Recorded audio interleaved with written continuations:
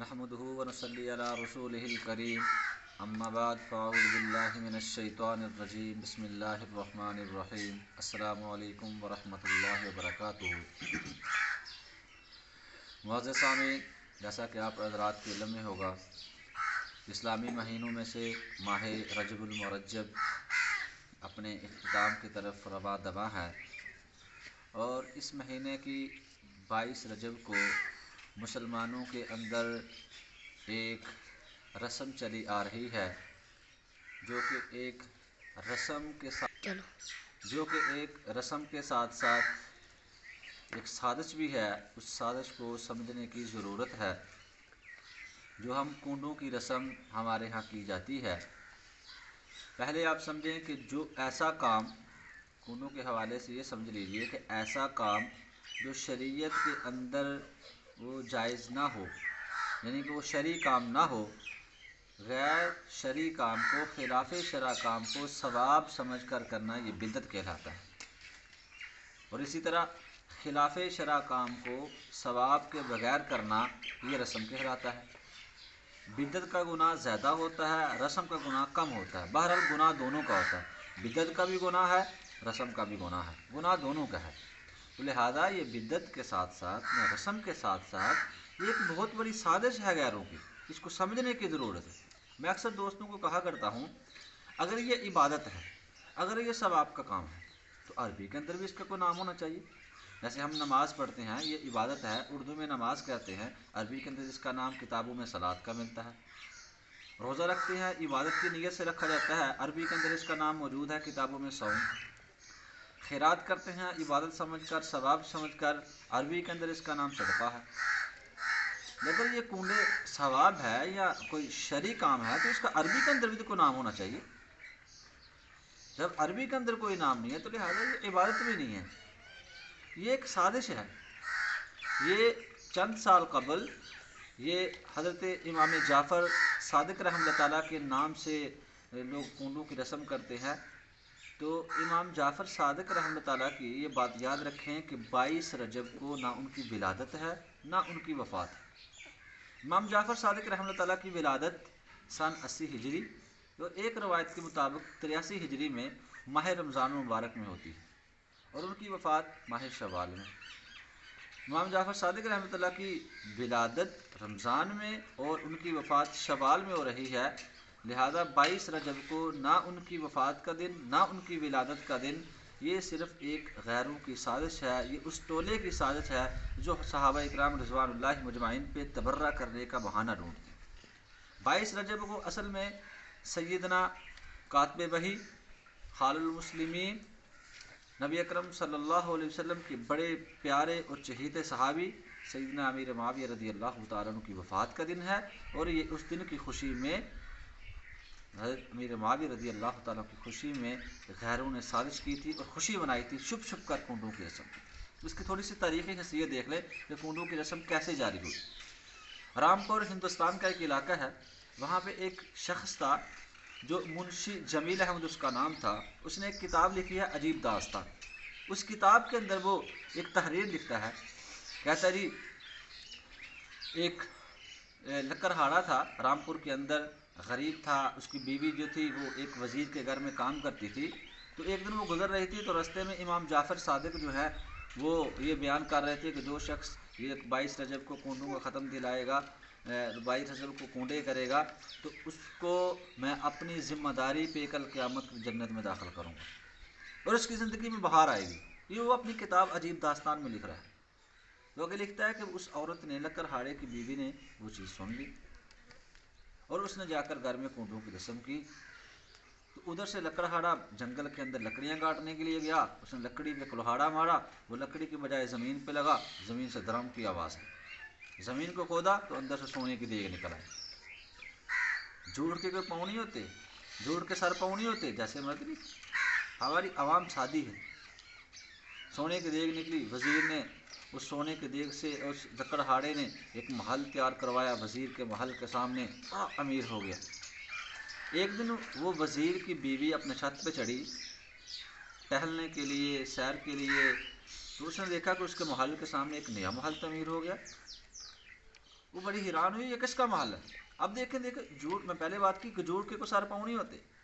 آپ کے گھر کے سامنے کوئی چھوٹی سی دیوار دینا شروع کر دے، پورے محلے کو خبر ہو جاتی ہے، پوری بستی کو خبر ہو جاتی ہے. اب وزیر کے گھر کے سامنے پورا محل تیار ہو گیا، اس کی بیوی کو پتہ ہی نہیں. منشی جمیل احمد کی اس سازش کو سمجھے، وہ کیسے جھوٹ کا پلاننگ کر رہا ہے کہ وزیر کی بیوی کو پتہ ہی نہیں چلا کہ اس کے گھر کے سامنے محل تیار ہو. اس کو لوگوں نے بتایا کہ یہ آپ کے گھر میں جو لکڑ ہارے کی بیوی آتی تھی نا جھاڑو دینے کے لیے، یہ اس کا محل ہے. اس نے اس کو بلایا، یہ کیسے ہوا؟ اس نے بتایا کہ ہم نے کنڈوں کی رسم کی تھی، جیسے ہمیں سونے کی دیگ ملی. تو اس وزیر کی بیوی نے اس کو انکار کر دیا کہ نہیں، کنڈوں سے کیا ہوتا ہے. جب اس نے انکار کیا تو بادشاہ جو تھا وزیر کا، اس کا بیٹا جنگل پہ شکار پہ گیا ہوا تھا.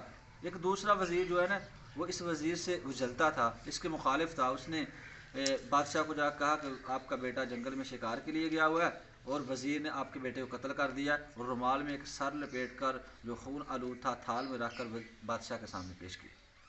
بادشاہ نے اس جرم کی پاداش میں اس وزیر اس بیوی کو جنگل کے اندر جیل کے اندر قید کر دی. اب وہ جیل میں بیٹھ کر سوچ رہے ہیں ہم نے کون سا گناہ کیا جو ہمارے اوپر آفت آ گئی. ہم نے تو بادشاہ کے بیٹے کو قتل نہیں کیا. بڑے پریشان کہ ہم نے نماز چھوڑی، نہیں نماز چھوڑنا کون سا گناہ ہے. ہم نے روزہ نہیں رکھا، نہیں روزہ رکھنا کون سا گناہ، نہ رکھنا کون سا گناہ ہے.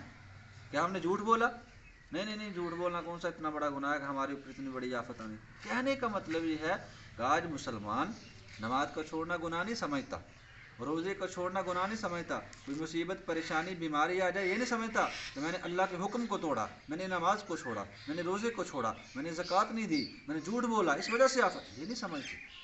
وہ سمجھتے ہیں جی ہمارے اوپر آفت اس لیے آئی ہے ہم نے فلاں رسم ادا نہیں کی. تو پھر کرتے کرتے اب دیکھیں اگر رسم کی وجہ سے اس کا مطلب ہے کہ یہ جو کرونا وائرس ہمارے یہاں آیا ہوا ہے یہ چائنا سے شروع ہوا، اس کا مطلب ہے چائنا والوں نے کنڈے کی رسم نہیں کی ہوگی اس لیے ان کے اوپر آفت آئی. سمجھ نہیں، جھوٹ کے کوئی پاؤں بھی ہوتے، جھوٹ بولنے کا کوئی طریقہ بھی ہوتا ہے. بہرحال وہ آپس میں مشورہ کر رہے تھے میاں بیوی. پھر اس میں بیوی نے کہا نہیں لکڑ ہاڑے کی بیوی نے مجھے کنڈوں کی رسم کے بارے میں بتایا تھا تو میں نے اس کا انکار کیا تھا، اس وجہ سے ہمارے اوپر یہ آفت آئی ہے. وزیر نے کہا ہاں یہی بات ہے. ایسے جیسے انہوں نے یہ بات کی اور توبہ کی، اللہ ہمیں اس دفعہ ایک دفعہ مصیبت سے نکال لے، ہم آج کے بعد اس کا انکار نہیں کریں گے. فوراً اسی وقت بادشاہ کا بیٹا ابو غار زندہ سلامت واپس آ گیا. بادشاہ سمجھ گیا یہ کچھ سازش ہے وزیر کے خلاف. اس نے وزیر کو بلایا، اس نے ساری بات بتائی کہ ہم نے کچھ نہیں کیا تھا، یہ اس وزیر نے میرے خلاف سازش کی تھی. بادشاہ نے اس رومال کو کھول کے دیکھا تو اس رومال کے اندر ایک تربوز توڑا ہوا پڑا ہوا تھا. اس طریقے اس محل کے اندر پھر وزیر کے محل، بادشاہ کے محل کے اندر کنڈوں کی رسم ہوئی. تو وہاں سے کنڈوں کی رسم یہ شروع ہوئی. میں اس بات کی مخالفت نہیں کر رہا، اصالِ ثواب الحمدللہ مانتے ہیں، اپنے بزرگوں کو اپنے مرحومین کو اصالِ ثواب کریں، 2 نفل پڑھ کے کریں، غریبوں کو کھانا کھلا کے کریں، ان کو قرآن پڑھ کر کریں، ان کی طرف سے صدقہ خیرات کریں. لیکن خدارا یہ 22 رجب کی کنڈوں کی رسم کو سمجھیں، ایک سازش ہے. یہ حضرت امیر معاویہ رضی اللہ تعالیٰ عنہ کی وفات کی خوشی میں یہ رافضیوں نے، یہ صحابہ اکرام رضوان اللہ مجمعین کے دشمنوں نے یہ خوشی منائی تھی. پہلے چھپ چھپ کر مناتے تھے، پھر یہاں تک کہ ہمارے سادہ مسلمان اس کا شکار ہوئے. جب ایسی باتوں کو سنتے ہیں تو اس کا شکار ہوئے، اور آج سنی مسلمان بھی اس کا شکار ہوئے. یہ الحمدللہ اہل سنت والجماعت کی طرف تمام علماء کی طرف سے یہ کنڈوں کی رسم یہ غیر شرعی رسم ہے اور یہ گناہ ہے. اور آج دیکھیں آپ ایک تحریر لکھ دیں، تحریر لکھ کر لوگوں کو دے دے کہ جو شخص یہ تحریر 10 فوٹو کاپیاں کروائے گا، 100 فوٹو کاپیاں کروائے گا، اس کو 10 دن میں خوشی مل جائے گی. نہیں کروائے گا تو اس کو غمی مل جائے گی. دیکھو فوٹو کاپی والی دکان پہ رش پڑ جائے.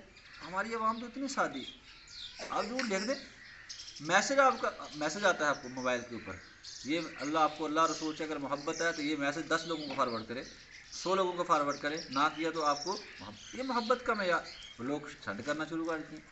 میں تو اکثر دوستوں کو کہتا ہوں ایسا میسج آئے تو اس شخص کو رپلائی کیا کرو کہ آپ مجھے 500 کا لوڈ کروائیں، اگر آپ کو اللہ رسول سے محبت ہے 500 کا لوڈ کروائیں، میں 100 کی بجائے 200 لوگوں کو فارورڈ کرتا ہوں. دیکھنا اس کی کیسی محبت ہے.